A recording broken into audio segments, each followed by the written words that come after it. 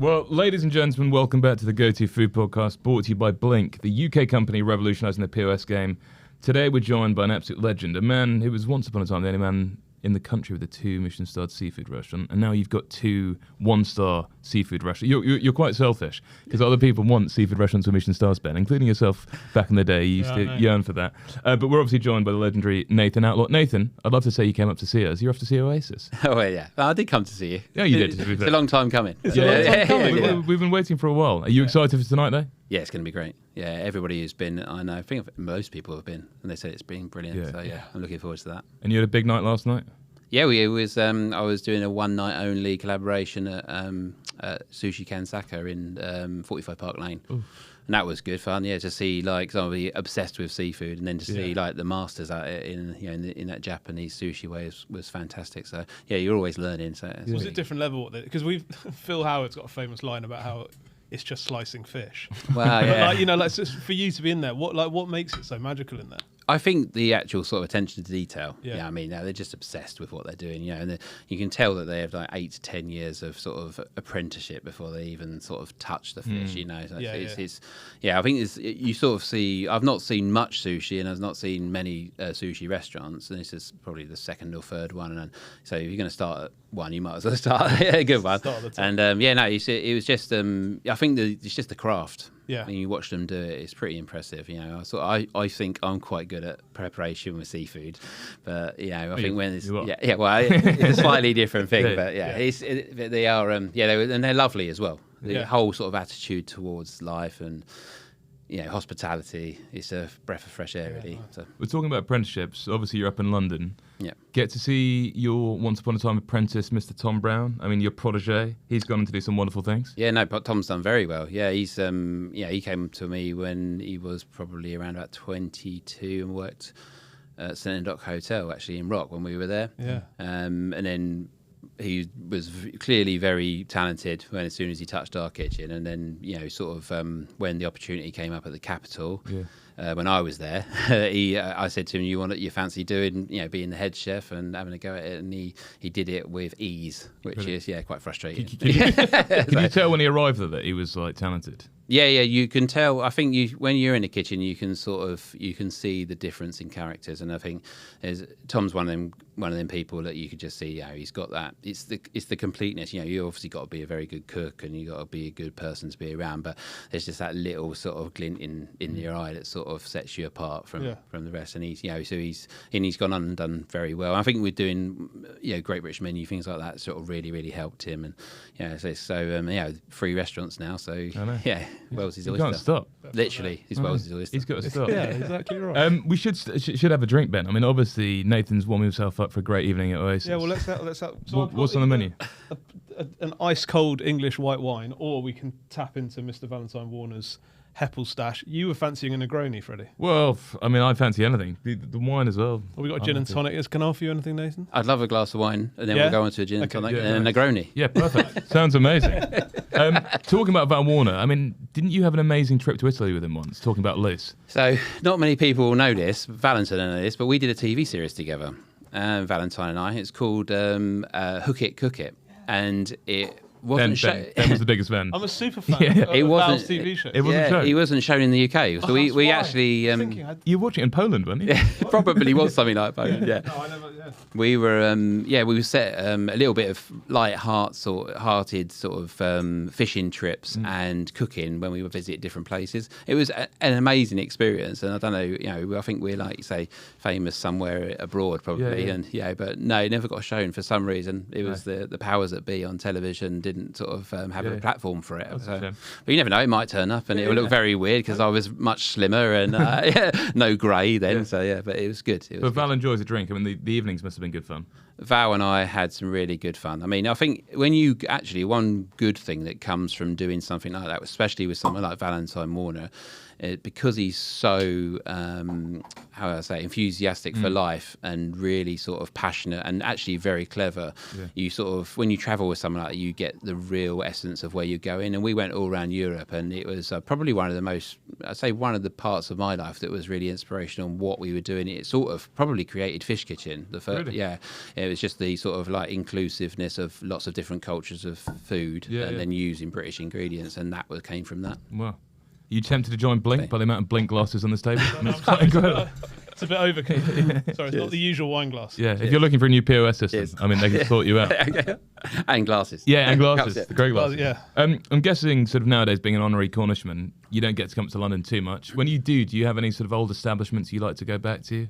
In terms of restaurants, no, I think I try and do something different every time I come. You know, the last one I did was a few weeks ago. My wife and I came up, and I went to Trivet. It was really nice. With Isa and the guys there. Isa's front of house, and Johnny, cooking. That was really nice. I actually went to, is it Balsar in Covent Garden, the big brasserie.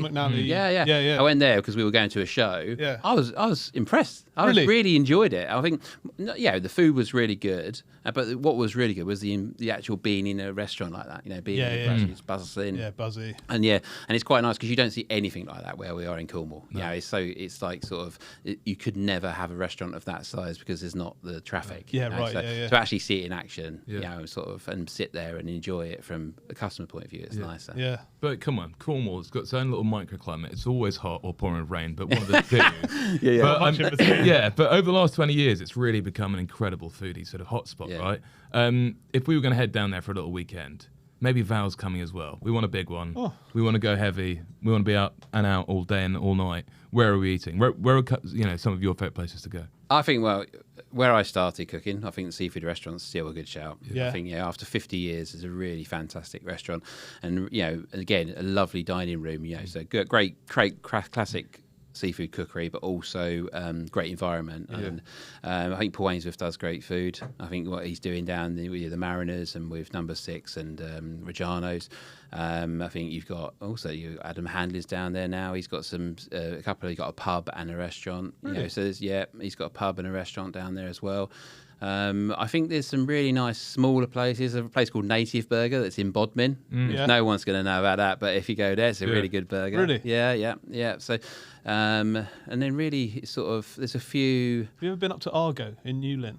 Argo is fantastic. I've been there. Yeah. Argo is really, really good, right on the fish market. Yeah, amazing. There's one close to us that's, I think, is really good. Four Boys. Which is like, it's a sort of, I say it's bistro, seafood, grills, pasta, it's sort of really, really, really good. And the guys there are young and enthusiastic. I love going to restaurants where you walk in and you clearly see that everyone's enjoying themselves. Not just the customers, but also the staff as well. Are they four brothers?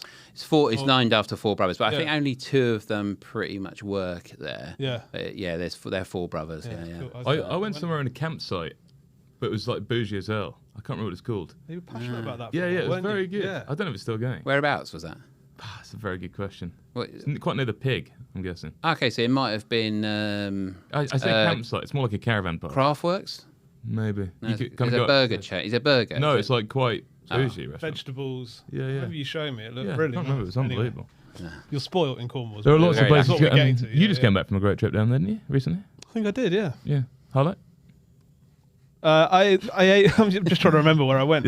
North Street Kitchen in Foy. We were in Foy. Yeah, very good. It's an unbelievable spot. Yeah. Well, I had a restaurant in Foy for a few years. Yeah, back in 2008, I think it was 2007. Yeah. It's nice. It's a nice village. Yeah. I mean, there's no better place to go than Cornwall in the summer. But a question I have for you is, like, obviously you got 2 Michelin-starred restaurants down there.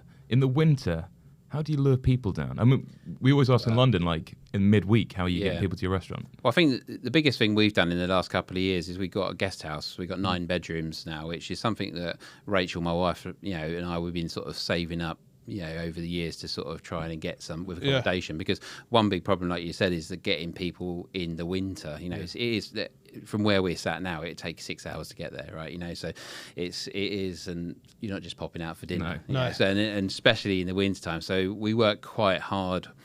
We've either in the past we've worked with other hotels and done like little packages through the winter, but at the moment what we do is our own sort of 2-night package where you stay for 2 nights and you eat in both restaurants. And nice. If you, I cook breakfast, sometimes. And really? So, Is that a guarantee? Not guaranteed. I'm gonna say. Just sometimes. No, when we we first opened it for the first 2 years, I cooked breakfast every day. Was that quite liberating?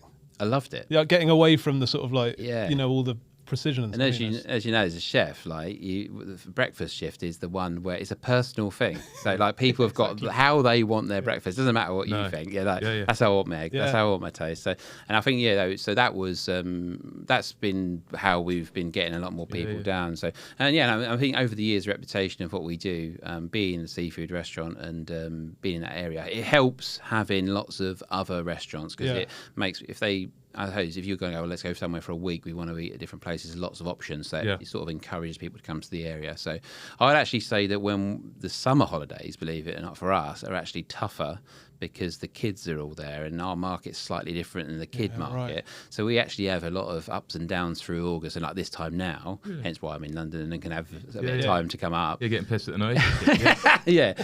But in the winter time, we get a bit more consistency, which is quite good. So as soon as the kids go back to school, it gets a bit busy. September and October is actually quite good. January, we close the whole month. You used to have a pub, didn't you, until relatively recent? Yeah, I had, Paul Ainsworth's got it now. Yeah. It was the Mariners. We had it for 5 years.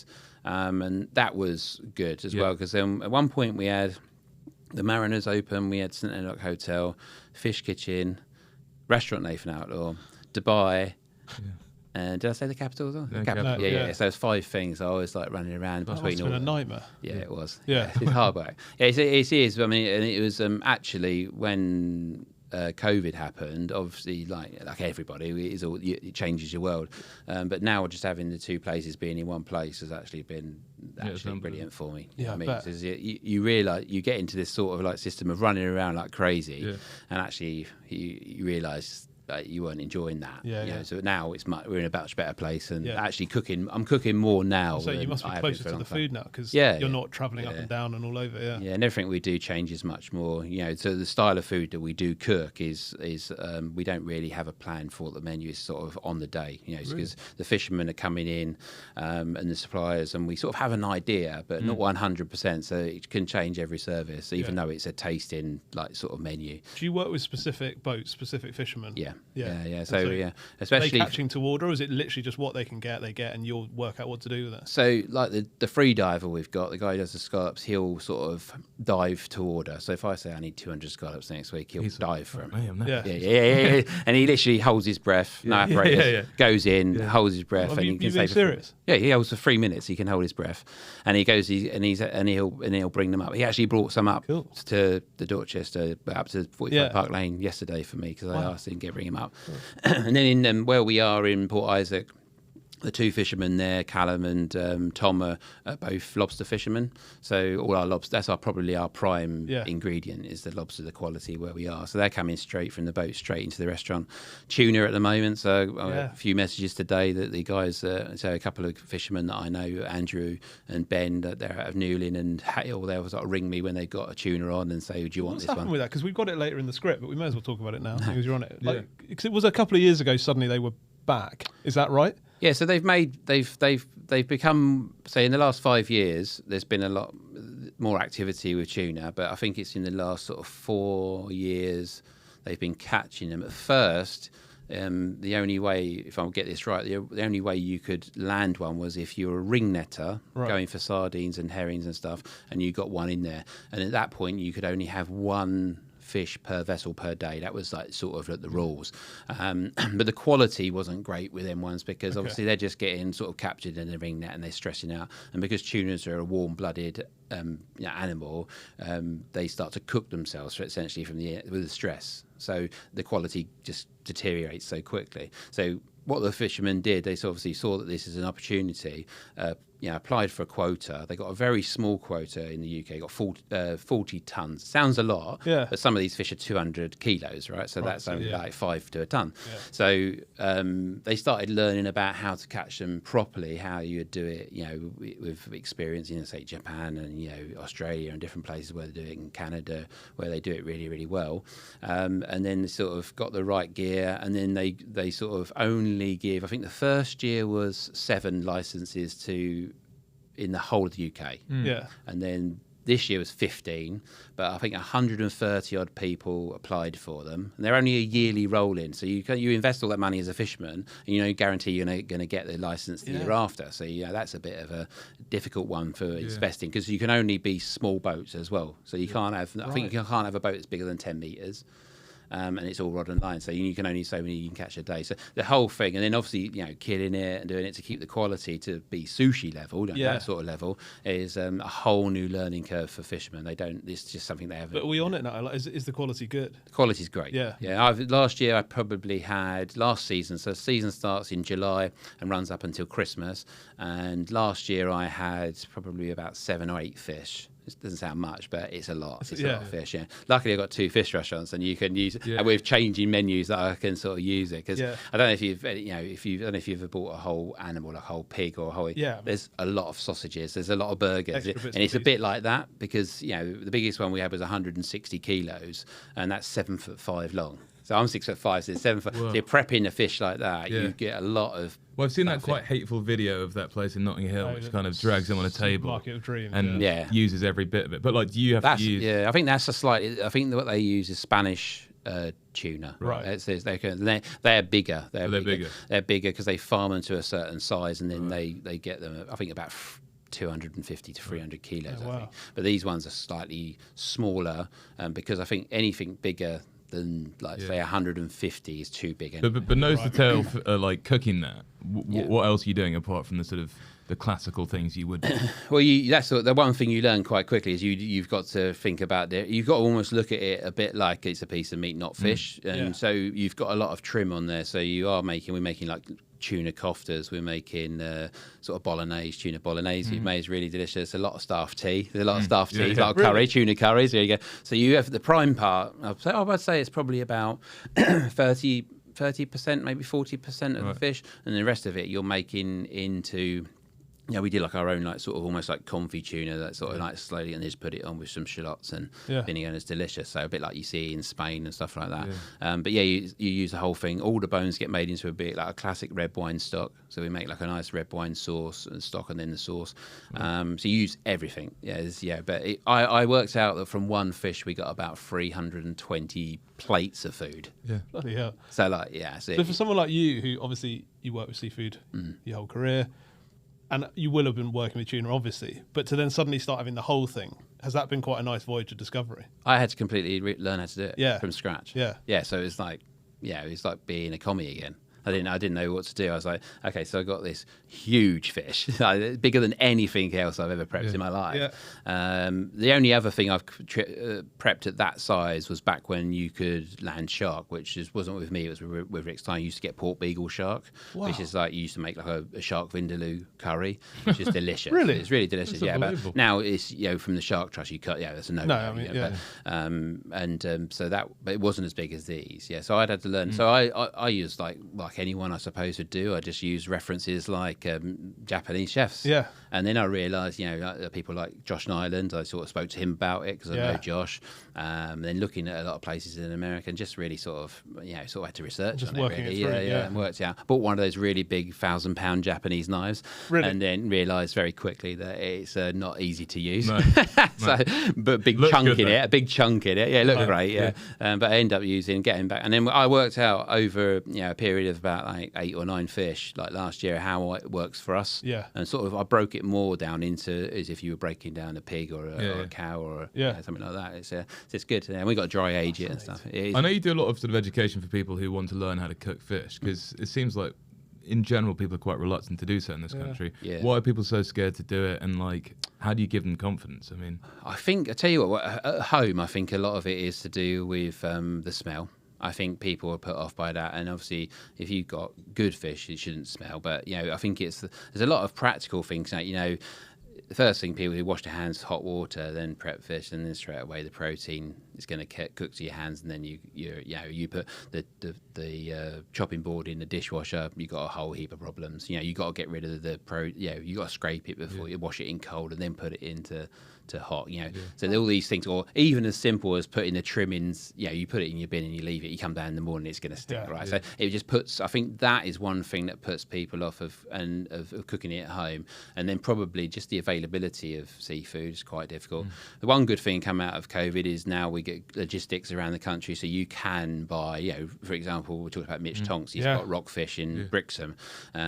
Brilliant way of buying fish online. You get it, you see what's on the market the next day. You get it by 12 o'clock, I think. Amazing, isn't it? I was embarrassed. I didn't know about that when you came on.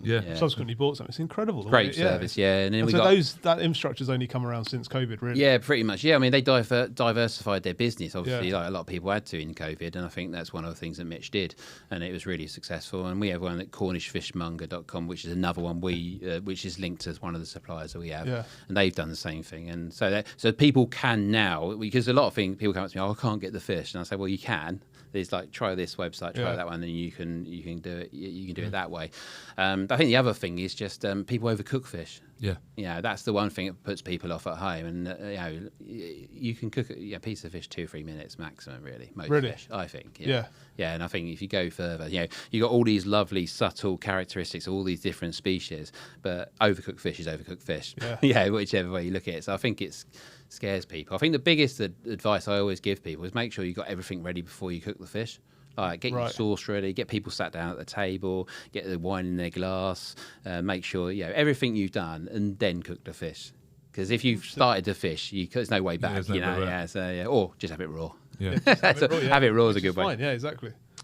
Well, we should say that today's episode is brought to us by our wonderful friends Blink, the UK-based legends turning the POS game on its head. There are no long-term contracts, there are no hidden fees, no pet device charges. If you run a restaurant, Nathan, you have several, you know how painful traditional POS systems can be. They're clunky, slow, and worst of all, they're expensive. But Blink's different. It's the first POS that needs zero training. We can get you and your team up and running in minutes. Even though you're 6 hours away, we'll be down there. Built for real hospitality workflows.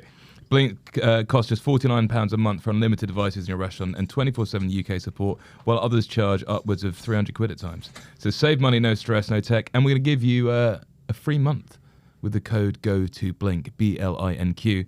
And if you want to send in your kitchen nightmares, you can win a whole year. That's unbelievable. It is unbelievable. Get them in. Get them in. Nathan, you sound tempted. A POS system, what is that? Yeah. That's a very good question. That's what the people at home have been asking for months. We never explain it. Just the point of sale. Oh, yeah. Okay, so the little the screen. Okay, I get it now. He's had, I don't go near that. No. Technical things, not for me. No. But this is easier to understand. It sounds really good. Sounds like you want to be near the screen. Sounds like everyone should buy that. Yeah. They should. That's well, Greg's going to be down in Cornwall. Talking about Cornwall, you're obviously born in Maidstone. Yeah. Back in the day, your father was a chef. Yeah. What are your memories of sort of growing up around the household? Good food? Or was your dad too busy at work? No, great food. He was he would call himself a glorified pea and chip chef. That's what he always says, but he's far from that. Yeah. Right? He worked in in contract catering. Yeah. So he worked for a paper mill originally, but then they got bought by a contract catering. Remember old Gardner Merchant and then Sodexo. So much bigger sort of scale, but classic training. Went to Westminster College. Yeah. And then sort of, but organises, he could feed 2,000 people without ease. That sort of brings fear into my heart if I think about that. But he could do that sort of thing. All I remember is someone as a kid. I remember him just being so passionate about it and about the pride about being a chef. Yeah. And I think that's what rubbed off. I sort of, you can actually be happy working. You can actually be happy having doing, and I thought that's quite a cool thing to do. And then from about, I suppose 7, 8 years old, I was going to work with him on a Saturday morning. And I'd go in with him and do things like, butter toast or, sort of make sandwiches and, all the easy things, washing up. I think it probably wasn't the food that I fell in love with. It was probably more like the team, the camaraderie of it, all the sort of, I suppose, the boisterousness. It's like really good fun. You're a kid, and you got these chefs sort of having to laugh. It's quite infectious. So that's one thing. And then after that, obviously doing those, I suppose the tasks that he got me on, I did without realising I was actually starting to cook, and I didn't. So it wasn't until I was 16.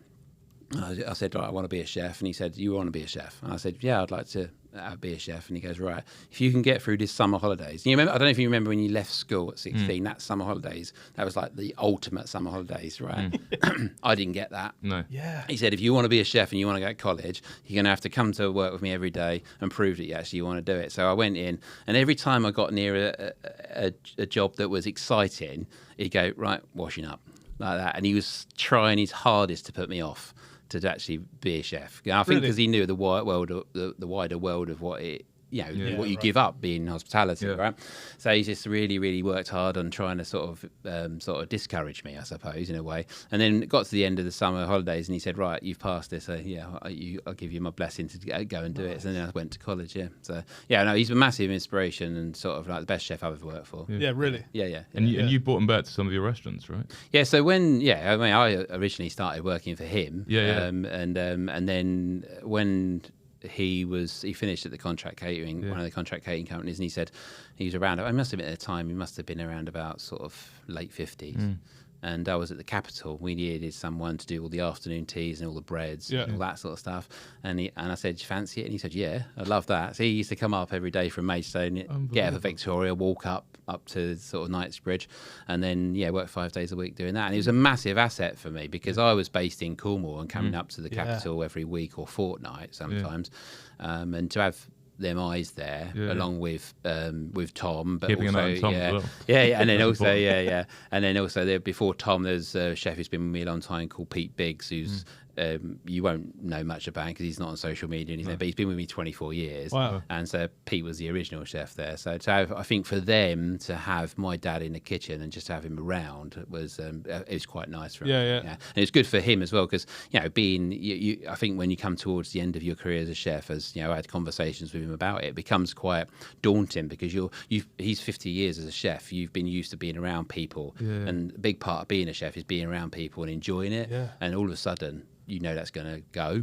So I think that's quite a big part of it. There's not many people talk about what happens at the end of your career. No. So 50 years, being there.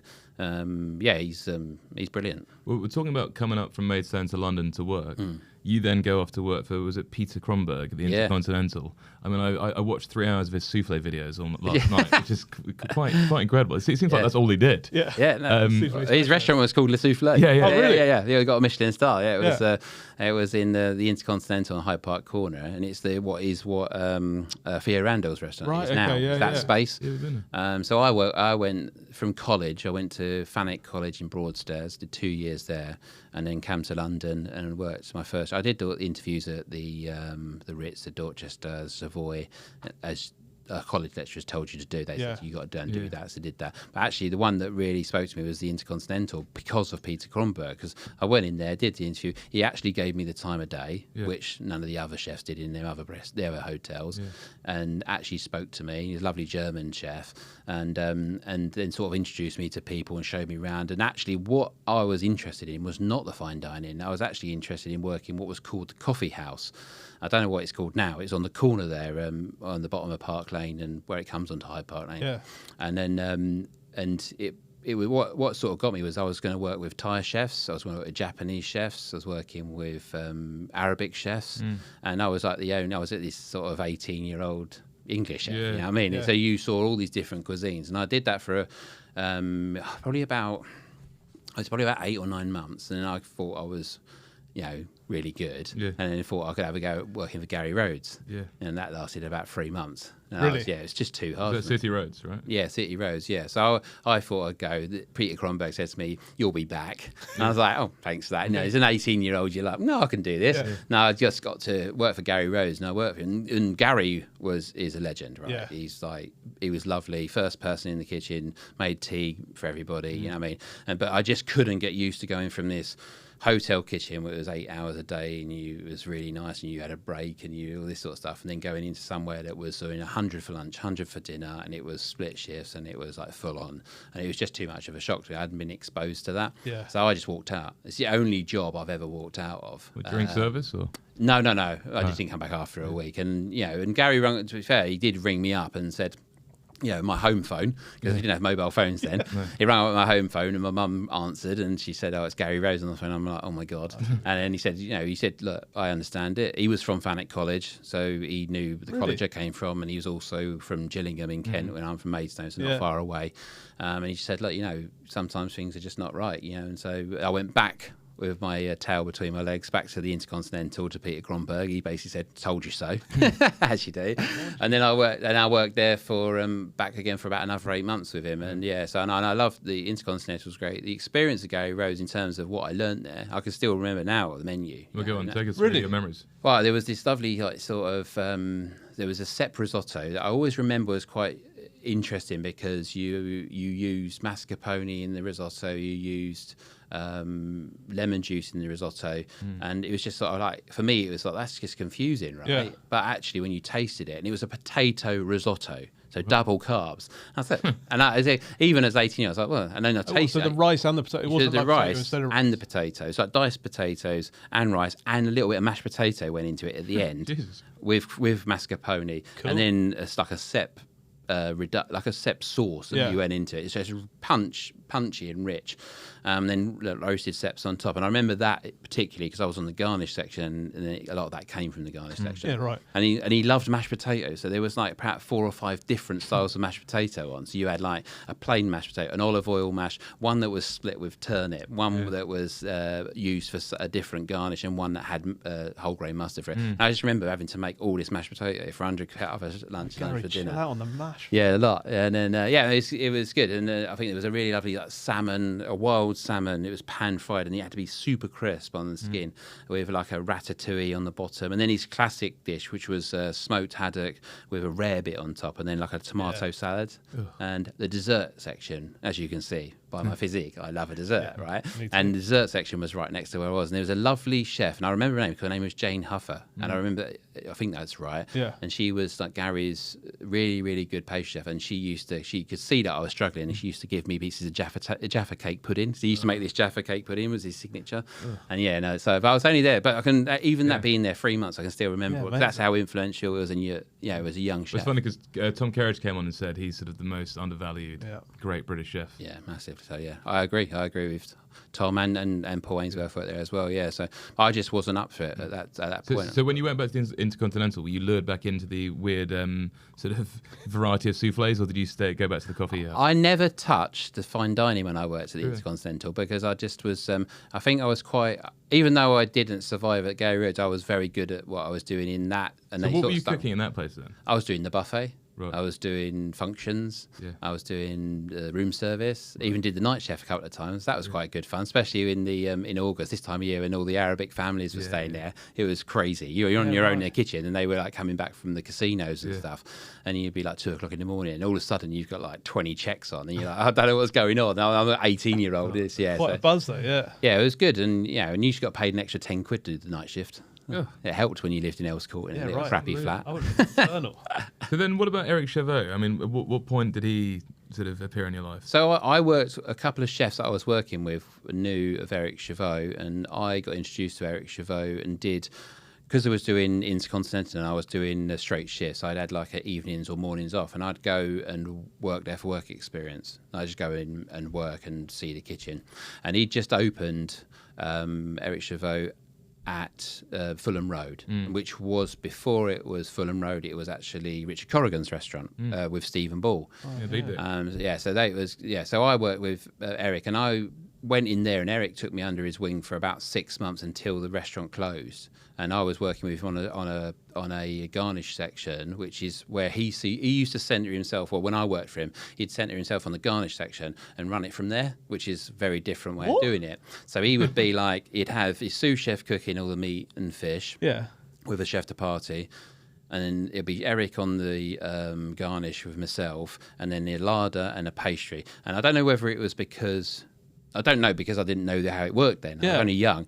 But I don't know if it's because we didn't have enough staff that he did it, or it's just the way he ran the kitchen. But it seemed to be efficient because he could see every area. Yeah. And because I was working for him and as basically his assistant, I avoided any problems, because I was always making sure he had everything, but everybody else got problems. I didn't get problems, if you know what I mean. So it was one of those like basement kitchens in Fulham Road. So you go through like a hole in the pavement to get into the kitchen. I just remember, again, it's one of those things. It's a short period of time, but you just learn so much within that short time because it's so intense. It was 6 days a week. I get in sort of like 7:30 in the morning. You'd get out at midnight, and you would get a split. You get maybe an hour, a bit, but you'd sleep somewhere on a bench. Yeah. And then you'd do Saturday, and you get Sunday off, and that was it. But I'd say I worked there until. For about 6 or 7 months until the actual restaurant shut down. And then I was working with two sous chefs that I knew a sous chef that worked for Rick Stein. And that's where the connection was. Okay. So they said, I knew it was coming to an end. And I said, I wanted to go to Cornwall because I remember it as a kid. And I remember being there and loving it, right? And I was, at the time, believe it or not, I did a bit of surfing. You wouldn't see it now, would you? You need a big board. No, you would. Yeah, and then so that's when I got that connection. Again, phone calls, no mobile phones, and just jumped on the train at Paddington. Went down, knocked on the door, and asked for a chance to show that I could work there. Yeah. So it wasn't Eric's temper which sent you no running as far as you could from London. No, I'm very lucky. I've never been in a situation where I've had chefs that have been tempers. I've been, I would say the only pressure I've ever had is not being good enough for myself and sort of like having to work hard to get to that point. Yeah. But I never really, I don't know where it's because I'm big. Yeah. But I've never experienced. I mean, Éric was a genius. Yeah. Gary Rhodes is a genius, and all the chefs I'm very lucky to work for are just so influential and in a very short space of time. Because I left college, 18, and by the time I was 24, I had my own restaurant. So that's a short space of time. But it was very intense. Yeah. Arguably, everybody's different. I mean, I listen to your podcast, and there's different views on how you should train. I believe everyone's different, and I think you can, some people like Heston Blumenthal can just open a restaurant. Yeah. Raymond Blanc just open a restaurant. Yeah, mad. I mean, they just get on with it. So I think there's no right way and no wrong. No. Had seafood started to creep in to the things you were enjoying to cook in that time in London? Was the Rick Stein thing just because you wanted to go to Cornwall, or was it kind of like, there's no one else doing seafood better, I'm going to go and see how he does it? Or yeah, it was definitely that. So everywhere I'd worked, I got onto the seafood section, found it the most enjoyable, and found it the most challenging. Yeah. In terms of cooking, and actually, I didn't eat fish. I didn't eat any fish. I'd have a fish finger. Really? Or maybe fish and chips. I wouldn't touch anything. I was a really finicky eater when I was younger. Yeah. And what lured me into it was I thought, if I'm going to go somewhere and learn how to cook it and eat it, at the time this was 1996. Yeah. 1998. Sorry. It was just like, seafood restaurants where to go. Yeah. So Rick at that point had done 2 books. Yeah. And he'd had 2 series out, and I'd seen a couple of the episodes. But what actually sort of cut it, I was coming out of as a nightclub in I think he's in Tottenham Court Road. It used to be called the Borderline. I don't know if it's still there. I'm not sure. It was a long time ago now. My days are over. Jamie, the engineer. I don't think so. Anyway, so I was coming out there, and there's a bookshop it's on Tottenham Court Road, and Rick's book was in the window, and I was with that sous chef who knew someone down there, and that was the point. And I said, well, I'm going to work for that guy. And he goes, well, I know someone down there, and he rang him up, and that's how it happened. It's literally that. What was it like walking through the door and meeting? Was he still Richard then, or was he Rick? He was Rick then, yeah. Right. No, actually, I didn't meet him for the first 3 months of working for him. Yeah, because he was away filming Seafood Odyssey, which is the 3rd series. Yeah. So I went down there, and what was amazing about working at a seafood restaurant in them days was energy. Like, the place was buzzing. It just come off the back of Rick becoming very well known, being on BBC, and they'd gone from this small business that wasn't struggling, but was very seasonal. So they were closing at lunchtime. Sometimes they were closing on Sundays when I worked there. Now it's 24/7. They're open all the time. So to be part of a business when they just are running all the time and they're not, it's chaos, right? Yeah. But when you're young, that's fun, right? Yeah. So I was like working really hard, really having a good time, surfing, and probably the best sort of as a young person. Who are you learning off? Ripples? Yeah. Paul Ripley was my, Is that his nickname? No. Geezer is his nickname. Okay. Geezer's yeah. So the first person I met when I walked in was a chef called Paul Ripley. Obviously, and Tom's friends with him. Tom Brown's friend with him as well. But Paul's now, he's sort of still cooking a bit actually. I heard from him this morning. He said, "I hope you have a good gig tonight." Yeah. But his stepson is the official photographer. Oh wow! For Oasis, yeah. I hope he sorted you some tickets. No, I didn't. No, mate, I got my tickets a while ago. But were you learning from him, or massively so? Yeah. So Paul Ripley was essentially the he was Rick Stein. He was the recipe. He held all the knowledge, everything that Rick knew, Paul Ripley knew. And he knew exactly what he wanted, and he knew exactly how to to sort of like pass on that knowledge. And I think the greatest thing about working with Paul was that you always it'd be flavour first. Everything he was taste, and everything was about quality. So we had the best fish coming in, and everything needed. And I think still to this day, that's probably how I work. It's like getting the best ingredients. It's like, everyone says that, don't they? Yeah, who get the best ingredients? But you did do it back then. It was quite rare. Yeah, it was quite rare. And then just really understanding, because a lot of Rick's food is from all over the world. It's world cuisine, right? So, but they did go to the nth degree to get the right things, so to keep that sort of like genuine as much as they could in Cornwall. Now, you'd only have like a specialist delivery twice a week. You wouldn't get like everyday deliveries. There was no like sort of Asian supermarket around the corner to get certain ingredients that Rick would be travelling and he'd send a fax, right, come through with like a note saying, I've got this idea for a dish, get these ingredients, but didn't really take for a sec. We were in Padstow, right? So you can't get them ingredients anyway. So Paul would have this sort of mission of trying to get this dish that Rick had seen maybe in Thailand or something like that, where he's traveling and go, right, we need to try and work on this dish. So it's quite hard. But working with that daily change,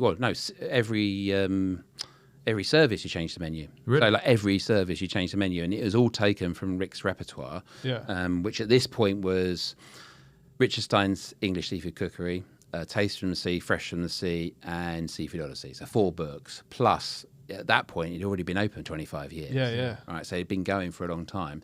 On top of that, you got all these fishermen coming every day with the best fish. Sea bass just flapping in the thing. So all the lobster tanks. We had lobster tanks as well. I could tell you some stories about that. We're coming in and finding that basically the chiller had gone, and then all the lobsters had gone, basically. So the whole thing, so you got this lobster tank and everything had broken down, and so things like that. But in service there, you'd get a lobster on, you'd have to run up the stairs into the tank, grab the lobster, bring it downstairs, kill it, split it in half. You'd put the clarified butter on it, season it, and then send it over to the station where so if you were on the larder section, the fishmonger section, you were doing all the lobsters to order. Sometimes you had crabs boiled to order, all the Frida mares cooked to order, and then you'd open all the oysters. And then when it comes to portioning the fish, so you get one portion of bass comes on order, you take the fish and you prep it to a certain point, but you still have to portion it all. So it wasn't really done in advance. It was sort of like done as you did. Yeah, so you had to, you become very quick at preparing seafood. Hence why I think that's where I did most stuff. Yeah. What were some of the sort of iconic dishes you remember from that time? So I think one of the nicest starters we did was the hot shellfish, and it was a very simple dish of like steaming a variety of seafood, clams, winkles, cockles, half a crab, velvet crab. You'd have sometimes langoustines on it, and you'd steam them through like fresh, and then you make this you take a little bit of the liquor, the natural liquor that would come out, you put it into a pan, lemon juice, olive oil, chili, garlic, parsley. Very simple and over the top, and then it went out. That was a really lovely way to eat. That's called hot shellfish. And you're getting on for a long time ago, and I remember all these dishes. And then you had oyster charentaise, which was like a little sort of a sausage that went with the oysters, which was the hot and cold combination, was really clever, I thought. It's a really lovely sort of tiger prawn and monkfish salad with Priscilla, I think you say Priscilla chilies, but dried chilies, preserved lemon. I remember that one. A nice tagine, a red mullet tagine that we did for starters. So if you're on starters, you're doing dishes. Main course is, turbot hollandaise. So you had hollandaise sauce, which in itself is healthy, obviously, and then you had another butter sauce on top of that. So you made like a fish stock, and then Rick used to use Thai fish sauce, not in Thai cuisine, just to bring a bit of flavour, a bit more flavour to the fish stock. Yeah. Which back then was like revolutionary, right? Yeah. And every sauce was Monty Aubert to order, so you couldn't make batch. You had to make, so you're doing 140, they do 200 covers now, but when we were there, it's 140 covers. You're doing all the sauces to order, and cooking everything to order. So you got very quick at prepping, you got very quick at cooking, like very quickly. And if you didn't get into it, you just basically, Is that normal in a fish restaurant? As in, is there a specific reason he was doing it like that, or is that just to make everything as delicious as possible? I think I think the most delicious seafood dishes cooked are when you cook it and you make the sauce. Yeah. And don't batch make it. But nowadays, obviously, the easiest thing is to make a big batch of sauce, 30 portions or whatever, and you just take a ladle of it, heat it up. But what Rick used to do is he'd deglaze pans, like, a little bit of shallot in there, some white wine, butter, finish it off over the fish, done. And it'd just be that simplicity. But you really, really needed to know and to cook. Yeah. You couldn't just wing that.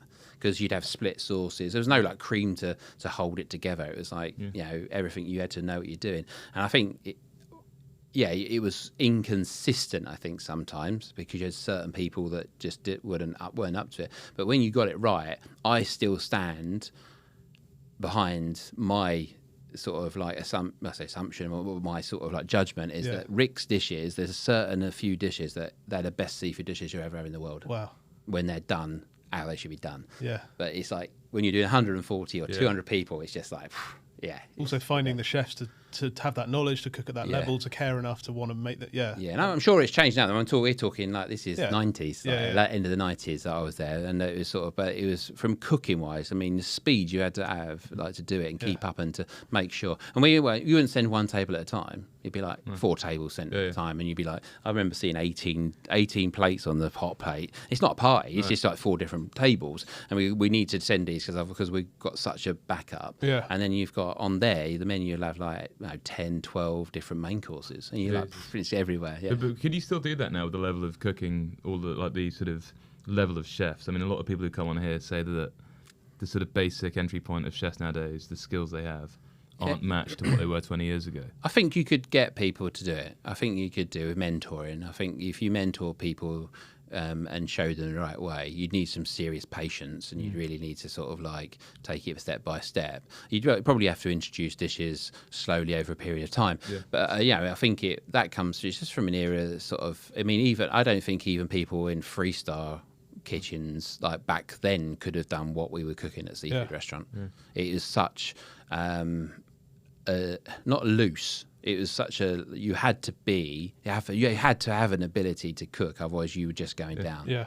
But what the result was just incredible seafood dishes. But I think going back to your question about like chefs now, I think I still stand behind the talents there. I still think there's people there that can do it. I think what's changed is probably the mentorship. Yeah. Yeah. Right. Yeah. Honestly. Do you get young chefs and CVs now? All young. Yeah. All my chefs start as commies. Like, I don't really take chef to parties. Not because they don't exist, like everyone else said. I think they do exist, but I'd much rather take 16, 17, 18, 19-year-olds or people that are ambitious, that want to change their career, who want to come and have a go at cooking. They've got the right attitude. And I think that way, from my point, the way my kitchen works, I think you can take people on and you can make anybody a great chef if they got the right attitude to do it. I think that's the most important thing. I think it's just the willingness to do it. And actually, when you say you want to do it, do you want to do it? Because there's a difference between saying it and doing it. But it's not. I stand behind a lot of like mentoring is the way to do it. But it can be very frustrating. It's very difficult, and it takes time and investment. And that's, I think, modern pressures of some restaurants is probably very difficult. Well, I always think that because you've got the level you're cooking at with stars and whatever and consistency, and then you wanting to take the time to mentor someone. Those two things don't always marry up. Do you know what I mean? Because I think the way we run the kitchen is we take a lot of the pressure out of the service. There's not much service pressure, so a lot of it is preparation and everyone knowing what they're doing. And it's pretty straightforward. They're both set menus, so the only real sort of spanner in the works for us is dietaries when people come in. But we do so much work in advance to make sure as we can limit that as possible, to make sure because we just want to make sure people have a really nice time. So if they got any dietary, it doesn't bother me. I'll make sure they have a great time. So like, I got vegans. It doesn't matter. I always see it as an opportunity to do something really cool. or to learn something else, or to show the guys something else. Yeah, maybe I know, or and I think that's the best way to look at it. Because the other way is just too negative. Yeah, it just brings the whole sort of like morale down. And everyone's thinking, oh, this and that, and but I think. But you used to do exclusively seafood, didn't you? Yeah, I still do now. Yeah, right. yeah. So But I'll vegans? do vegan. I'll do vegetarian and vegan. Oh, you do? Yeah. I do vegan and vegetarian. Don't do meat. Not for any reason other than. But do you always do vegan and veggie as well? Yeah. Oh, right, okay. So you never had a problem with someone coming in and being like, I don't eat seafood, and you're like, well, it's a fucking seafood restaurant. No. I actually quite enjoy doing vegetarian and vegan food. I think it's quite, you can be really inventive and and the profit's great on it. Yeah. Apparently you nicked. It's cheaper than fish. You nicked. Well, you've got 700 cookbooks plus in your house. Yeah. Apparently one of them you nicked, English Seafood Cookery, the one you were talking about earlier. Yeah. From the staff room at Rick's restaurant. Yeah, dude. Did you know this? I don't know. It's just, lonely nights. My girlfriend doesn't love me that much. Got time on your hands. Yeah. What about that book, though? Is that still the number one for you? Yeah. English Seafood Cookery is a really, I don't know if it's got it, I don't know if they agree, but the good thing about Rick's first book in 1988, I think it was published by Penguin Books, there's no photographs in it. It's all illustrations. And I think it would have come of, and I don't, Rick, I don't know, I think it's true. He had a chef at the time called Paul Sellers who worked with him before Paul Ripley. And they closed for, I don't know, a couple of months in the winter. So they wrote a book. Yeah. Right. Just literally, Rick had been writing stuff, I think, from a few magazines, and he'd done a few bits and bobs, and he just sort of, I don't know if he was approached or he wrote it before, but he wrote this book, and they basically wrote down what they do day in, day out in the restaurant. So the actual recipes are in there. Not at all. They are suited for home cooking, but they're actually just it's his manual for probably at that point in '88 for what the dishes were. Yeah. And if you read it, it's written with such character and such good understanding of the cooking that you don't need the photographs. Yeah, and it's very rare you get nowadays. My books have all got photographs. Yeah, because the recipes don't work. No, they do work. But it's a wonderful book, and you can get it now on Amazon, I don't know, or whatever, for like £1. It's like the best pound you'd ever spend is to get that book. Yeah. Then it was off to Lords of the Manor, right? 2 Michelin-star. Yeah, so John Campbell. Yeah, so after I worked for Rick, working with Paul Ripley, I started to think I'd like to fine dining food, and I wanted to go and see what fine dining was all about of that sort of Michelin-star level. Yeah. So at this point, I had not worked in a Michelin-star restaurant until at this point, because I think City Roads and Chavot hadn't got stars at the point I worked there. So I went to work. I wrote a letter to the memoir, didn't get a reply. I wrote a letter. I don't know, maybe the address was wrong. But I didn't get a reply. Went to Gidley Park and did a trial, and Michael offered me a job there, but I didn't take it because I got offered a job by John Campbell in Lords of the Manor. And Lords of the Manor is in the Cotswolds, and it's probably 3 or 4 hours from Cornwall. And Rachel, my wife, we weren't married, but we got together, and she'd not really ever left Cornwall. So I said, well, let's go and do something a bit further and learn some new stuff. And so I ended up working with John Campbell, and I think that was the same sort of thing as working for Peter Kronberg. That wasn't necessarily the easiest route. It was interesting what I saw when I went in the kitchen, and it was like, so I went in there, and I think at the time John Campbell is a great chef. Like, he's a really, really good chef, and I learned. I think up until that point, I knew how to cook really well, and I could hold my own cooking, but I didn't really know how to manage a kitchen. I didn't know the nuts and bolts of running a kitchen. And John is very academic and very clever, and he that's the bit that I got from John. I got the standards from him in terms of the Michelin, sort of what's acceptable. Who knows what's acceptable? None of us know what's acceptable. Still don't know now. But you sort of have this sort of benchmark of where it is, and maybe it's ingredient standard, plating standard, whatever, service standard. But he just showed me how to run a kitchen and organise a kitchen, and mainly it's because we were so in the weeds with like having no chefs. So this was probably 2000. Millennium. So at that point, because I remember, that was when it was, and it was myself, John, a sous chef called Hayden, a chef called Tony Flynn, who used to have a restaurant in Leeds, and he worked at LB, and I think a guy called Graham as well. Yeah. So there's just 5 of us, and it was one of those country house hotels, open 7 days a week.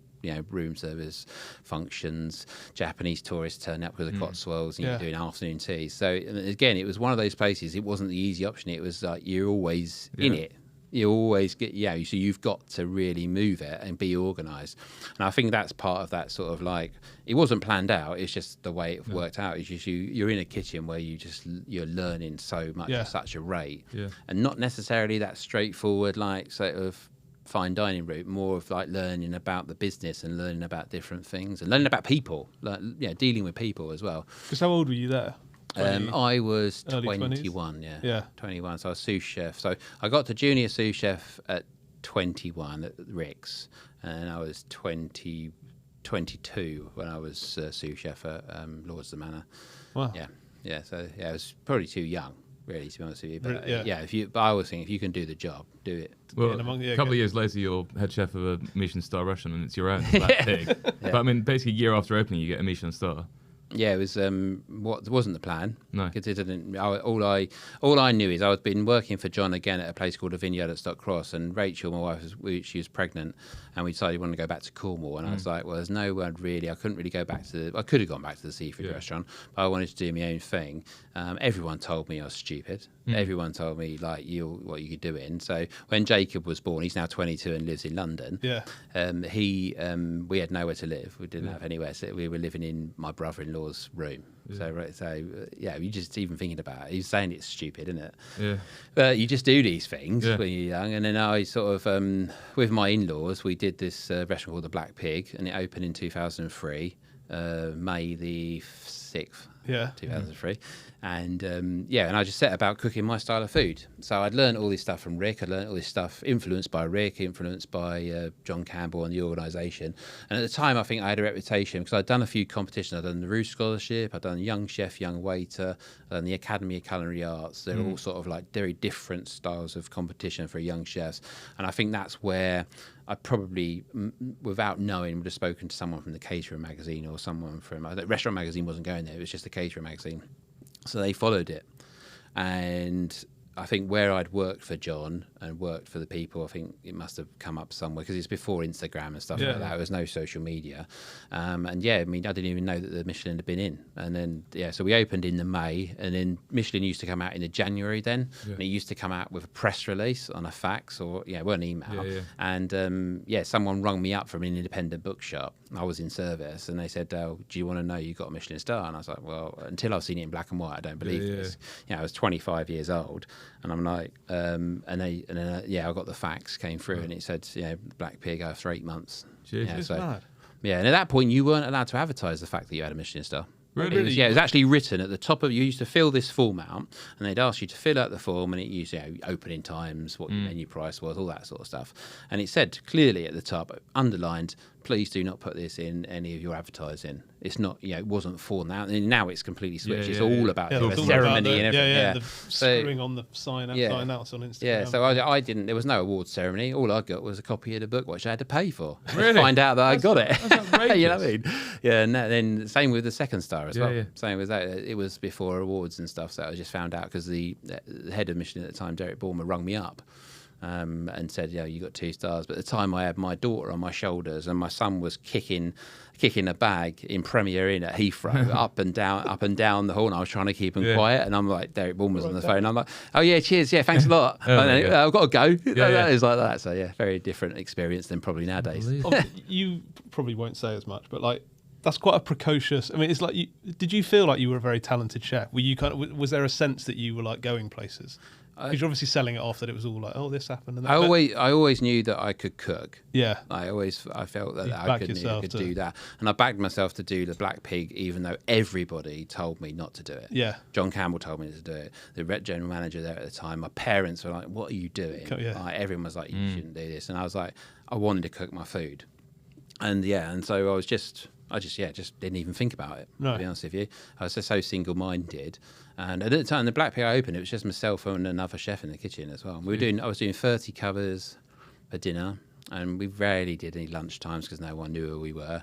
We would do 30 maximum, and I'd do everything And at the end of the night, we didn't have a dishwasher.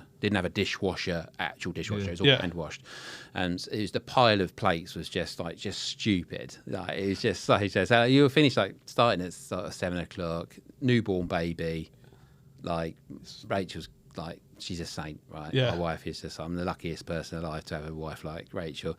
And then I get back at 1 o'clock in the morning, so I didn't really see any of my son. Jesus. Yeah, it's crazy. Well, what was your food then? What was on the menu? Was it fully seafood or? Do you want to know the first menu? Yeah. Okay, right. So you had a terrine of chicken and foie gras, which was one of the cold starters. We had like a little whiskey cured salmon with beetroot risotto and a horseradish foam. Nice. Check that out. Check me out. Yeah. And we had a pigeon breast with figs and chocolate sauce and watercress, which was pretty nice. A little clam chowder with cod. And that was the starters. The main course of the first menu was duck with duck leg and lentils. Then there was a lamb dish with sweetbreads.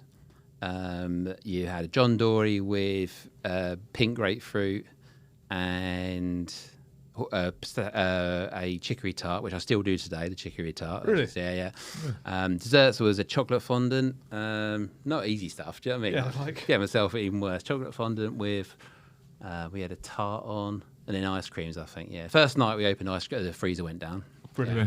As you do. The freezer went down, so all the ice creams have melted. And I was like, oh my God, yeah. There we go. But no, yeah, but it's still to this day, nothing's changed. What I did at the Black Pig is still the same philosophy of the food now. Yeah. I haven't changed that. I mean, obviously you'd moved in 07, and then 3-4 years later you get your second Michelin star for restaurant Nathan Outlaw. Just asked Heston the same question, getting 2-3 stars, does it become a blessing or a curse? I thought we deserved it. Yeah. If I'm being honest, that sounds very big-headed, but I think we were cooking was really nice food, and I think I'd seen what we were doing. Again, it was only 3 of us in the kitchen at that point when we got 2 stars. It was the same year that Helen DeRose got the 2 stars, and then I think there's 3 of you in the kitchen. just 3 of us, yeah, no KP either. So it's good. It's good. It's a good way to do it. But it was one menu, so it's quite straightforward. But I think when the 2 stars, no, I don't think I've ever worried about that. No. Like that. No, because I think if you're organised, your standards always sort of there, and I think you can worry about it. And obviously, friends that are chefs that worry about things like that, but it's out of my control. Yeah. But what was the refinement between 1 and 2 then? Do you think you made one? Or? I think the difference was my actual character on the plate. I think when they say, I think a lot of people said Michelin has said to them the difference between one's great food and 2 is probably the same standard of food, but the difference is when you look at the plate of food, you can tell who's that plate of food is. And I think that was the difference. It was probably more complicated when it was 1 star, where I was probably less confident. And as I sort of looked at dishes and said, no, you don't need that on there. We don't need to do that. And then, when one of my dishes is just sauce and a bit of fish on it. You know what I mean? And that's probably the one they pointed out when I have spoken to Michelin inspector. That's the one. They said that's what we expect from a Nathan Outlaw style dish. Really? Yeah. And that was what I always believed. And people would say to me, "No, you got to put a garnish on. You got to put something on it. With herb or whatever." And I said, "No, I'm going to get to the point where we can make the sauces that good and the piece of fish on top. That's all you need. That's all it was." And so I think it was the start. That's the difference, I think, between 1 and 2 is just knowing you look at a plate of food, you know whose food it is. So we've heard the opening menu. What were a couple of your big hitting dishes from the 2-star days? I think that one with the porphyry sauce. So we made like a sauce with the crabs that are local, roasted fish stock, and then it's just sort of it's delicious. And then we just alternate with the fish. Usually red mullet or gurnard's the best on it. I think anything with a ginger dressing, we make like a ginger dressing. We do a lot of cured fish. So the cured fish, I think until I started doing cured fish, it wasn't really on menus. It was you get your salmon, you get your cured salmon. You see that in plenty of places. But doing things like curing brill, gurnard, all these sort of things, I thought we started doing that, and then now you do see quite a lot of it on there. But I actually have come. I've made it simpler again now because I think that you can overdress them sort of species and it could be any fish. It's just the texture of cured. So I think the cured fish dishes are ones that are sort of we're known for as well. Yeah. People are surprised because they don't. When you read a menu, sometimes you think I'm not going to really like that. Yeah. But actually, when they that's the one I'd say they do. And any of the crab and lobster dishes as well. The crab and lobster dishes are always nice, and I think that's down to the sourcing really, really good stuff and being so close to where we are. Yeah, it must. Yeah. So how come in 2020 you decided to sort of destabilize and unpack things to a point where, like, you know, you wanted to make it more casual? I mean, we speak to a lot of chefs who go like, we wish we could bring a la carte back. I know it's now back to kind of taste the menu in the evenings, but you did a bit of a la carte at lunch. Yeah. But like, what was the thought process behind that? So I think when we were sat there, and I was sat there in COVID lockdown, and I thought, when people come back, there's going to be a lot of people come into the restaurant, but I don't think they want to dress up. I don't think they want to get, you know, I don't think they want sort of like that sort of fine dining stuff. So I said, let's change it and do something different. Let's do 2 sit-ins at lunchtime, 2 sit-ins at dinner, and really sort of go for it. Because the spaces of the restaurants are quite small. So if I was going to do that, I needed to do more covers. And the only way I could do that is to do, you know, sit-ins, like 2.5 hour slots, which we do at Fish Kitchen anyway.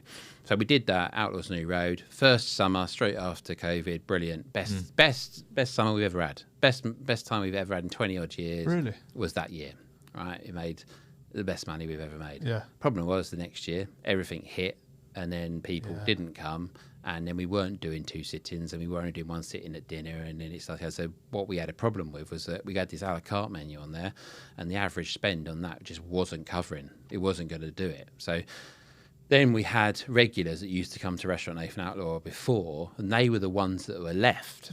So they were then saying, we really like your tasting menu. We'd like to, you know, taste your menu. And I'm thinking, okay, so, but then what came out of it, the lesson that came out of it is now we do have a tasting menu, but it's less, now it's all about, it's not like your normal tasting menu. It's about the best species we can get, and we do different techniques to them. So raw, cured, pickled, soused, you know, we try and show off different species in different ways. And so I don't think it's really like a tasting menu like a normal one. It's actually quite unique. So actually out of it, from a public thing, I suppose going no to 2 stars and just like stick into ones that people could probably say, oh, are you crazy? Are you stupid? But actually I've got more out of it as a chef and as an owner of a restaurant, and the way we now run the kitchen, it's worked better. So I'm quite happy where we are with what we are, the standard. And I actually personally think it's better than it's ever been, even when it was 2 stars.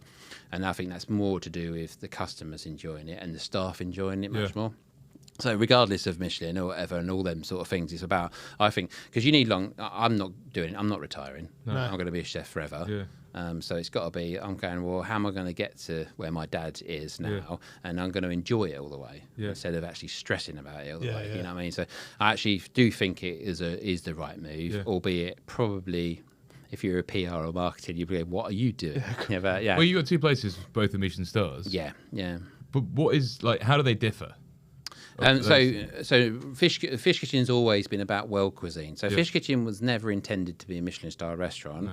It's more to be like an almost small plates, tapas, unique small plates of food to share, right? So like, you know, and it's been open 14 years now. But the standard we put in there straight away, Michelin gave it a star straight away. You know, and it deserves it. I think for what it does. But Fish Kitchen is about influences from all over the world. So if I like something from India, something from Spain, but I'll try and give it respect as much as I possibly can without actually being there, and we'll use Cornish ingredients to get it there, and it's more casual and sharing, but the quality, the same attention to detail of cooking and ingredients is the same as New Road. But New Road is more about what's the best today. Right. So like it's fish, it's much more Cornish, much more English, British, and it is it's about what's the best that day, including the things that we're living, like the vegetables and what's come out of the ground and all that sort of stuff. So it's much more, I suppose, very English, I suppose, very English seafood. Whereas, so that's the 2 difference. And I think because one's a bit more, I suppose, posh, the New Road is, and the Fish Kitchen is much more relaxed and 2 sit-ins. Yeah. And it has to be because it's only got 7 tables. It's 14th century. I can't even stand up in there. No. It's such a small building. And that runs with 3 in the kitchen and 2 front of house, and they'll do 60 covers a day. Wow. In there, but it's because of the logistics of the room. The rooms. I mean, this studio here is probably only probably 3 times the size of this. The whole thing, really? kitchen and restaurant, yeah. It's tiny. And then the other one's got a staircase in the middle. So a staircase is, if you ever buy a restaurant, don't buy a restaurant with a staircase, right? Because it means you used to have to hire 2 more staff just to get, because you've got a staircase. Yeah, right. Yeah, so there's a staircase in New Road, and so the kitchen's downstairs. We've got a bar downstairs, and then upstairs you've got 10 tables. So, Jesus. yeah. The staircase aside, it sounds just like the perfect setup. Yeah, they're Sort of great. freedom to explore and do what you want in one place.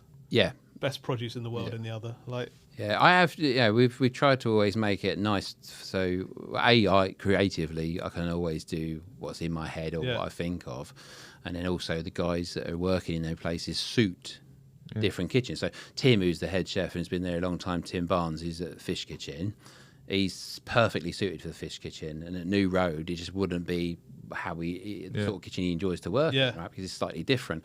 Whereas Matt Hartnell, who's the head chef there, and Pete Biggs are there at that one. And they're perfect for that kitchen. It works. So so when young chefs come into the kitchen, they come in and we bring them in New Road normally, and then you sort of go, well, they're going to be they're going to enjoy it so much more down the Fish Kitchen, and these guys are perfect for New Road. So it's quite nice to be able to do that as well. So you do it with the food, you also do it with the staff as well. people coming in, Well, Nathan, you've been incredible. We're going to move on to your go-to locations to finish off. But just before we do, talking about the best of today, Benny, we always make something for the guest. We do, Freddie. The chef for the guest. What have you made? This was it's not an easy one. Go on. So we got a partnership with New Covent Garden Market, Pride of London, and the guys from the Menu Partnership, which are one of the big wholesalers there, they knew you were coming on, so they sent me some really nice big fish. To be honest, I don't know what it is I've cooked, which is embarrassing. You don't know what fish it is? I don't know. It could be a sole, could be a brill. I don't know. We'll get it out and have a look in a minute. But test. I was out of my comfort zone, and then they sent me some amazing, like a big box of Pierre Kaufman's avocados. Oh, you know Pierre Kaufman does avocados. I knew he did chips. He does chips. I've got a bag of his potatoes down there. So anyway, it put me in the frame of Mexico. I've done a little pescado divorciado. I think that's how you say it. So like divorced fish. Yeah, little nice. red salsa, green salsa. Oh, lovely. Valentine does that very well. Does he? Yeah, he does. Yeah. Yeah, right. That's nice. So anyway, I'll get it out while you. But you get out. You get into. We're going to get into the go-to locations, starting with, if you have a night off from work, where's your sort of go-to weeknight restaurant? There's a really nice pizza place called the Atlantic. It's in New Polesdef. I really love that. Yeah. And then St Q Inn is a pub that's very close to us as well. So yeah, pizza's great. Good pub place. Yeah. You still go back to Rick's ever or not? Yeah, no, I'm going to go. I'm actually been invited to do the 50th anniversary dinner, which is really nice. Yeah, to go back and do that in September, which will be really good fun. Did you go and see him DJ the other day? No, I didn't go to that. I saw it online. No, but the one I'm going to go. I'm going to be cooking, of course, for the 50th anniversary. Right, so who else is there? You, Rick, myself, Paul Jack, Ripley, a chef called Stefan Delorme, who's a French chef who I work with there as well. Pastry chef called Stuart Pate has been there a long time. Really good chef. So it'll be a really good evening and really good. Do you get to choose what you're cooking, or? I'm doing with Pete Mert, who's the head chef, current head chef. We're doing the main course, so yeah. So. But is it one of Rick's classics? Yeah. They get What about a favourite place for a special supper? If you're going for a big blowout, anywhere in the world? Anywhere in the world. Yeah. I went to Etxebarri in 2 hours out of San Sebastian. Yeah. That was incredible. I really enjoyed that. And then one place I want to go and I've not been yet is St Peter, which is Josh Nyland's place. I've not been there yet, and I'm going to Australia in November. I'm going to the wrong side of Australia. I thought, well, we'll just pop over to Sydney. Well, they said, no, it's probably about a 7-hour flight. So it's like, probably not going to happen this time. But where are you going over there, just for more restaurants? I'm doing a festival called Paired, which is like a wine festival and food festival. Yeah. In Margaret River. Yeah, so it'd be nice. Yeah. What about pub? Do you ever go to pub? I know you referenced one earlier for a midweeker, but is there a more, I don't know, casual offering? Are you just going for a pint and a pack of crisps? Yeah, I think, St Q Inn is really good, which is the one I go to. Which is my favourite, I think, and that's the closest to where we are. You've got the Golden Lion in Port Isaac, but that's good. That's good for a pint. Yeah, it's a good place. But no, I'm not a massive drinker. When I go with friends and I'm out with me, but most of the time I'm there with a pint of orange squash. Really? It's nice, actually. I've got back into that. So Ben, this looks incredible. Do we know what fish it is? It looks like it's a lemon sole, isn't it? Is it a lemon sole? Yeah. I mean, the last thing I should have done is cover it in Mexican salsa. It's lovely. It's great. It's an insult to all lemon soles, but no, anyway, looks we've got a little green salsa there.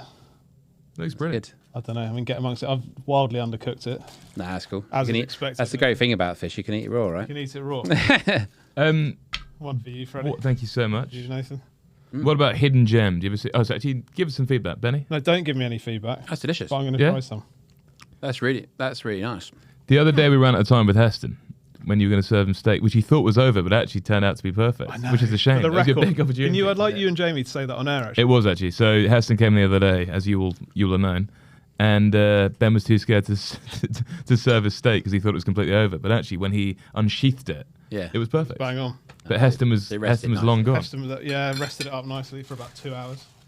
It's lovely. Do you have a hidden gem? Hidden gem for me, probably. I don't really. No. No, not They're hidden. too hard to have nowadays. No, because everybody knows everything about everything nowadays. Yeah. Because social media sort of ruins it for the hidden gems. There's a really good crab sandwich shop called Fresh from the Sea in Port Isaac. If you want a crab sandwich and a true example of an amazing crab sandwich, that's the place to go. So what was it? Bread? It's just granary bread, bit of lettuce, crab meat, brown and white, and then a little bit of mayonnaise, and then squeeze a lemon on there. That's really, really delicious. What's it cost?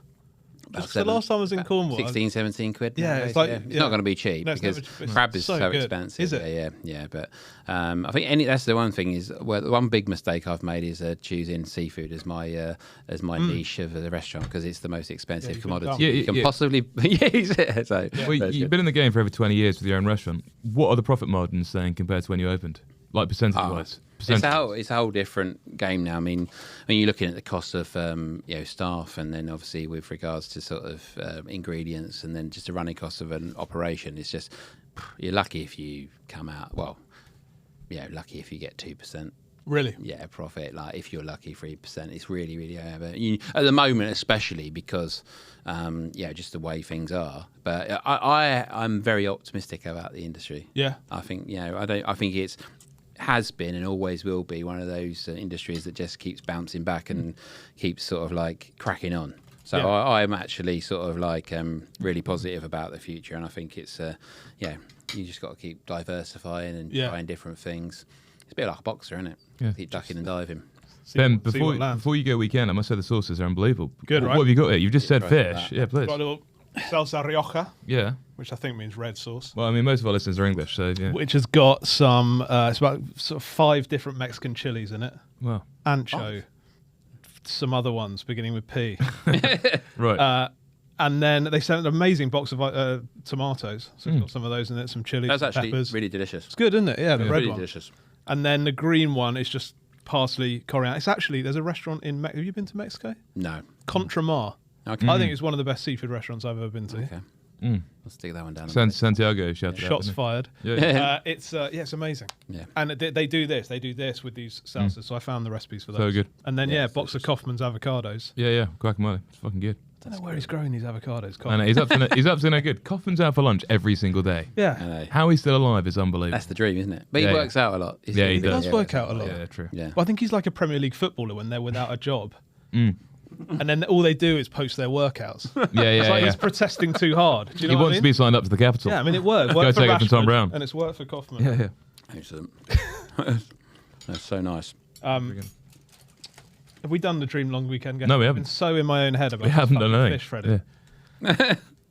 Come on, then. You've got nothing to worry about. This is very nice. Good. Yeah. What you're after. We're going to get you out of Cornwall. Yep. You're going on a little 3-day weekend with the missus, or with Freddie and I. You can choose to go and eat and drink. Where are you going? I think Japan's too far for 3 days. No, isn't it's it? fine. Can we have a bit more than 3 days? We'll do 2 long weekends. If we're going to 3 days, I I think if we're going to stay in Europe, I mean, I've been to San Sebastian, and everyone goes on about San Sebastian, but it is great. Yeah, it is good. And I haven't taken my wife there yet, so I've been. Okay, there. so I've been there 3 or 4 times, and I haven't taken her, so I need to do that. That gets a brownie point. Who have you been going with? Just chef mates. Yeah. Chef mate, yeah. I say but I think it's one of those things I need to do is go to Japan. Yeah. I have to do it. Do you know where would you be going? What would you be seeking out? Luckily, I met some really very nice people last night at Sushi Kansaka, and I think hopefully I've made some contacts because apparently it's very difficult to get into the top places. Yeah, to try them all. So I think you do need to know somebody. I mean, my Japanese is one or 2 words coming probably. along. Yeah, so I do need some help. That's for sure. I quite like the look of John Williams' trip. He took his lovely wife out there, and they just sat in like Irish pub smoking, and then went to see that British guy who's got the French restaurant. Oh yeah, Yeah. what's his name? I don't know, but it was just like quite a beautiful trip. Oh, Yeah. Like very un-Japanese. Yeah, yeah. But just beautiful. Yeah, I'd like to go to Canada, which is one thing people. But I'd like to go across the whole country. Yeah, yeah. You know, even if it's on a train or something like that, That'd be quite cool. amazing. Yeah, them sort of things. But traveling for me is like, well, it's a massive influence, like it is for many chefs. Yeah. Yeah. I think it really, really sort of like makes. It's good to go away and you come back, you know, full of like new ideas. New ideas, yeah. Yeah, like a magpie. Where's your favourite place to eat seafood apart from obviously in the studio with Ben, and at your own restaurants or Rick's? Like, Without doubt, the Seahorse in Dartmouth. really? Yeah. Yeah, Bit- what Mitch has created there, and now that his son Ben is doing there at the Seahorse is great. And again, I think there's a common theme here. I like restaurants that are just fun as well. You know, I think that's the one thing I've really lost love of places where there's no fun in the dining room. I can't get into that. I mean, I think it's because you have such little time to yourself. I want to go places where I'm going to have fun. Yeah. Yeah, and I think the Seahorse in Dartmouth is. I've had some of the best seafood dishes I've ever had. What's his there. game, Mitch? Because he obviously couldn't really big himself up when we had him on the show. But like, I've read that you and Rick both say he's one of the best seafood cooks in the country. But he's untrained. I think the Mitch is again, he enjoys life as much as he enjoys cooking. Yeah. And I think that when you create menus or you create dishes and you've got that attitude, you create great food. Yeah. You know, Valentine's the same, but Mitch for me is probably the best seafood cook I've seen cook. And I've eaten his food at the same time. Yeah. And Mitch is like his knowledge for seafood, because he was a fishmonger as well. Yeah. And I think that is the thing, is he just understands it, and he's just got this mind. One thing I don't possess is I can work hard and I can sort of like learn things, but I have to learn things. But you get some people who just got like, and I think Mitch and Valentine, them sort of people where they're just very, very clever. And Rick, they just like, pick things up wherever they are, remember it. I can't remember it. Absorb it, and then they can recreate it. Yeah. You know, so I think it's the same as you, Ben, weirdly. Pretty- No, that's a compliment. Yeah, That's a unbelievable. compliment. Could be the English wine speaking. I think it's the English wine. Nathan, Not bad, the English No, wine. it's not bad actually. very nice. It's all right, yeah? Yeah, there we go. Nathan, you've been absolutely incredible. Thank you so much for coming in. Thanks for having me. It's amazing. We're going to finish off by saying, what is your go-to three-course meal? Go to 3-course meal. I would probably say I would start. Do you know what? It has to be 3 courses. No, it can be 5 or 10. Just have Whichever 2 way courses. you need it. You can be have 2. 2 courses. Toad in the hole, buttered carrots, mashed potato, and peas, Yeah, frozen, not fresh, yeah, nice. and then trifle. So who's That's it. cooking that for you? Like, is I'll there cook it someone- myself. Okay, right. no, I'll get my dad. is that like my a dad to child- cook it. yeah, right. My dad, yeah. Yeah. Yeah, I think for me, I think toad. Again, like when we talk about fish, but I just think that's my nostalgic dish, that sort of thing, and I'd always choose it on my birthday and stuff like that. Yeah. And trifle for me is the ultimate dessert, and actually the best kept secret for a breakfast dish. Trifle for breakfast. Try it. Is that what they can Got high get? blood pressure. Is that what they can get when they come under Cornwall? I wonder why. Yeah. That's unbelievable. Can you just talk me through your trifle? Like, what's it? Just the layers? Sponge, which is controversial. Bit Some of people booze don't on do it. Yeah. Yeah, sherry, very nice, fresh sort of. At the moment, some are berry jelly, Yeah. like you make with the berries, custard cream, floppy cream though. What I mean by that is you whisk only it so just? it just sets, and then I like almonds on top. Yeah. But you got to have hundreds of thousands. It's not a trifle without the hundreds of thousands. Really? On top. Yeah, that was what the whole question was about. Yeah. It's just whether or not- It's hundreds of thousands. That's Yeah. unbelievable. Well, Nathan, thank you so much for coming in. No, You're an thank absolute you. genius. We're hopefully going to come down and see you in Cornwall. Please We've do. got a little trip planned, do we? Late in the year, hopefully. Yeah, we're going to go via Mitch. We're going to go find Mitch. We're going to Yeah, have a lot of you fun gotta down do there. His Yeah. Basically on like a 2-week road trip. Dartmouth Festival. I mean, I imagine you might be there. Yeah, I'm doing that. Yeah, yes, right. Yeah, Oh, we'll see you down there. and we'll yeah. And then we'll get in the car with give you you on the a way lift back. home. yeah. Nice one. Thank you so much for coming in, Nathan. You're an absolute legend.